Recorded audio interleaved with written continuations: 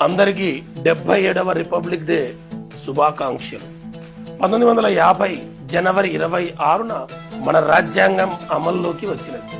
ప్రపంచంలోనే అతిపెద్ద గణతంత్ర ప్రజాస్వామ్య దేశంగా అవతరించిన మహత్తరమైన రోజుది. ఈ గొప్ప రాజ్యాంగాన్ని మనకు అందించిన మహనీయుడు బిఆర్ అంబేద్కర్.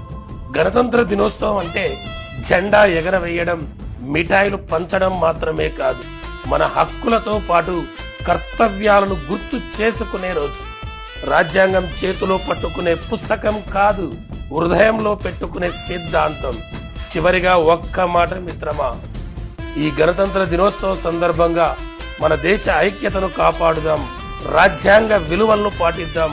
మనమందరం మంచి పౌరులుగా మారితేనే మన భారతదేశం నిజంగా శక్తివంతమైన గణతంత్ర దేశంగా నిలుస్తుంది. జై హింద్, జై భారత్.